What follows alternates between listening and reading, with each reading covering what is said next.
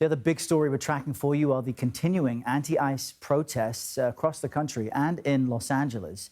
LA issued a curfew for a second night in a row in a single square mile area downtown, but that didn't deter demonstrators from marching outside of that zone. And several other cities saw their own demonstrations. We've got more team coverage on this for you this morning. Omar Villafranca is covering the protests in San Antonio, Texas. But first, Carter Evans joins us from LA. Good morning, Carter. We're entering, I guess, what is a seventh day of these anti-ICE demonstrations. Are things waning as far as you can tell, or are they growing there? Well, I would say that every day things seem to get just a bit calmer. I mean, it kind of depends on how you look at it, because during the daylight hours, the protesters out here are mostly peaceful. It's after dark that you get those agitators that come out, and it's not just unique to this protest as well. I've covered protests here in LA for decades, and every time there's a protest, there are agitators coming out to cause trouble. They're generally not part of the protest. Those are the people you see looting stores, adding the graffiti all over town. This place is covered with graffiti right now. But we've had these curfews in place now for 2 nights. Things seem to get a little bit calmer. They kind of have to push the crowds out after 8 o'clock. But Mayor Karen Bass said these curfews will be in place as long as it takes. The mayor and the local police have said they can handle security and arresting any demonstrators who go out of line. What do we know about the protesters who have been arrested? I would say that that's accurate. I mean, the arrests that I've seen performed during the protests were all by LAPD. And there is a massive contingent of LAPD officers managing these protests out here. Now, behind me, you see members of the National Guard and Customs and Border Protections officers. This is actually the detention center where they're bringing some of these migrants here. So that's why they have the federal officers outside here. They're tasked with guarding federal facilities. And at least at this point, because they're putting the migrants in here, they're guarding this area as well.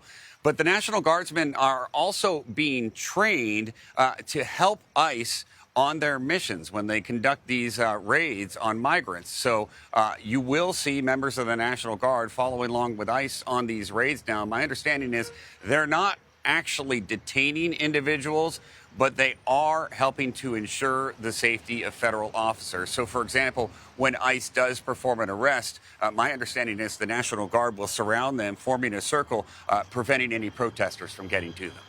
Really interesting. Carter Evans in LA for us. Thank you, Carter. Let's jump over now to CBS News correspondent Omar Villafranca in San Antonio, Texas, monitoring anti-ICE protests there. Omar, separately from California, where you have a Democratic governor saying we don't need the National Guard, in Texas, you got a Republican governor, I believe, requesting the National Guard to help protect property and federal staff as anti-ICE protests unfold there. How are Texans responding to all of this? Well, and Carter, Errol, more than requesting, he sent them in. And currently, right now, there's an operation in South Texas, Operation Lone Star, where they're deployed in the state, watching the border. So they have been deployed in the state before here. So interesting to see that. Now, the protests last night, there were 2. They were loosely organized. One started right behind me here. We're right by the historic Alamo.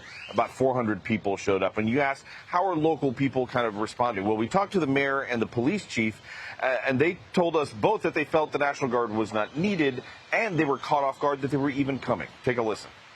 Most of the time, what we've seen here is the group that's protesting, they're peaceful. We are here to protect people and property and protect people's rights to demonstrate and speak out. Peaceful protest is what our country is founded on.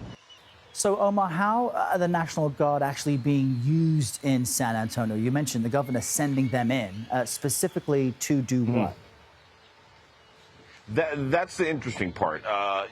Governor Abbott has said that they're here to protect the facilities that are here, the federal facilities, and to back up. They're not doing any law enforcement operations at all. But interesting is we saw them come off the buses and they staged, but we did not see them out in the crowd. What we did see was San Antonio police and Texas state troopers who had their gear. But again, it was peaceful here. There was no vandalism. We didn't see any vandalism or violence. There was a few verbal altercations, but that's about it, Errol. All right, Omar Villafranca with the perspective for us from Texas. Thank you for that, Omar.